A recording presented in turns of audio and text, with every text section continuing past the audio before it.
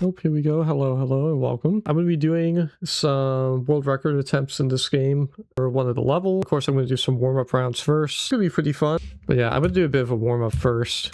And then once things get rolling, things get rolling. It's going to be pretty fun. I am 10 seconds away from one level from breaking a world record. So I'm hoping I can get like a really good run at least. I always recommend that they like warm themselves up a bit first, because you don't want to start the game and then head straight in, because sometimes you just feel like so disoriented depending on like what levels you're doing. I always recommend, you know, do something easy just to like warm yourself up before you go in and try and do a really hard map. That's at least my recommendation. Kind of goes for a lot of games. If I'm playing Payday 2, I say the same thing. Start off with an easy heist, or I'll start off with like a lower difficulty and then I'll crank it. I'm gonna do the actual level now, because I'm plenty warmed up. This level is going to be awfully flashy. This is the level right here where I am 10 seconds away from the world record. This level, it is very, very, very hard. Something interesting about this level is it might look super random, but there's actually a lot of patterns going on. A lot of the patterns are just going back and forth.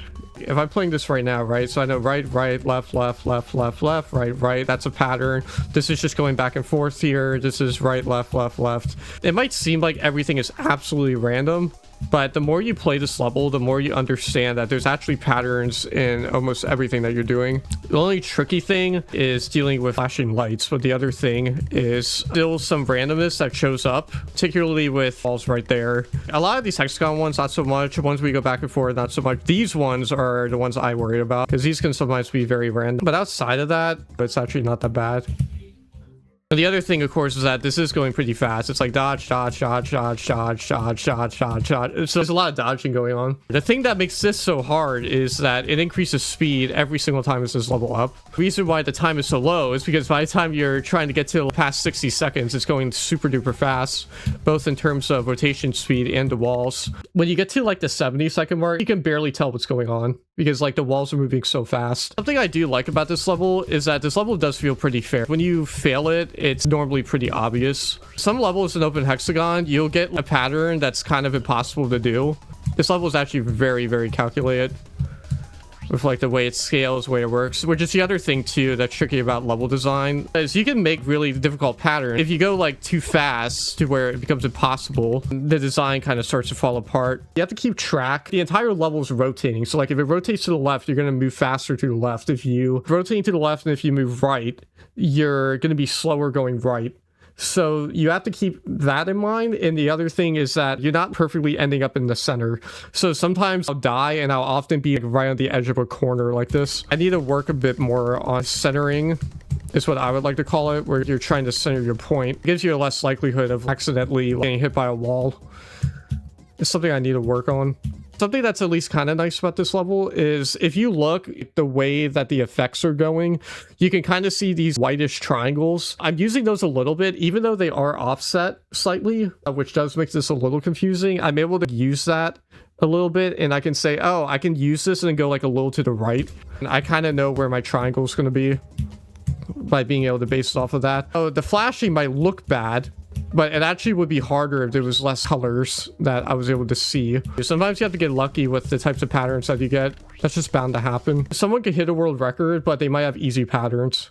You can't just look. So when I'm looking at the walls that are coming, I'm not looking at what's the very next thing. I'm looking like way off on the edge of my screen. So I'm seeing this wall. I'm accounting for the next wall. I'm accounting for the next wall. I'm accounting for like the next 4 or 5 walls. It's not just looking at the next one and then dodging, because if you look at the next one and dodge, you're going to be too slow and then you're going to end up dying. So you're calculating like way ahead what's happening. A lot of people that start off playing this game on easier levels, there's not as many walls on the screen coming at you, and there's a reason for that. And they make like the lines more clearer. There's not, you know, flashing lights and things, and the way everything's moving. Stuttering effect is non-linear, and it controls the rotation, which can throw your movement off, so you have to constantly micro adjust. It is very not straightforward, like at all. Sounds like, you know, not a big deal, but when you add it up, it can make a level really, really hard. Some people, even when they play this game, they'll say what patterns they're running into as well. That's also a really good skill to have. It can help improve your pattern recognition. Oh, I don't know what happened there. I actually don't know what happened with that wall. Open Hexagon levels are known to glitch, so I don't know what happened there. I think that's a glitch.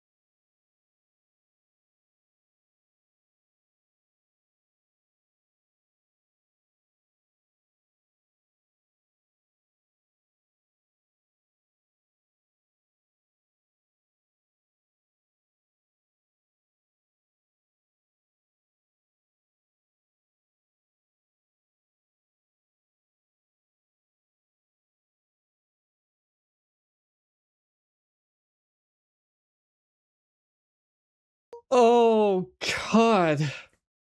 Holy moly. 105 seconds? Oh my God. I was locked in there. Holy mackerel. It's kind of like you're in a zen. It's like a flow state. Jesus, I beat it by that much? If I beat it by that much, I mean, you think 2 minutes is possible? I mean, I felt like the past 30, 40 seconds, it was like my brain was in third-person experience and just processing so hard. It was like this meditative state. Something I love so much about this game is that you're just nailing everything, and your brain is so in sync with like everything going on. It's almost just like magical feeling, and it's part of the reason why I love playing this game. There's not really a game that does that for me. There's not really a game out there that requires like this much intense focus to where you're so dialed in. Another thing too is when you end up going for a world record, you feel this big, massive pump in adrenaline. Get like a lot of butterflies when you're getting real close. And then just get this immense sense of bodily stress. Once you get as far as you can, when you get to that record in this game, and then when it stops, you get this same amount of accomplishment. It feels so fulfilling. That's something that I get from a lot of games, at least sort of feeling. And like I said, I get it. Some people are way too stressful, but personally, it's so temporary. And then kind of like this. This was last year. This was on like a bachelor trip I went on. Got to go into a rage room. This is my best description. If you've never been to a rage room, basically you go in there, you smash a bunch of stuff and things like that. You play whatever music you want. Things are going crazy, right? Before you go in, you're very nervous. Seem like a little anxious or stressed out about it because, oh my God, I don't know what's going to happen. There's going to be glass flying everywhere. Kind of like experiencing something new. You don't know what you're going to feel and all this other stuff. And then you can hear the moment, oh my God, this is so insane. But then when you get out of it, it's this massive stress reliever. All of your stress just goes away. Man, why do I feel so calm right now after going into a rage room, absolutely everything? That is my exact description for how it feels to get personal best, or in this case, a world record.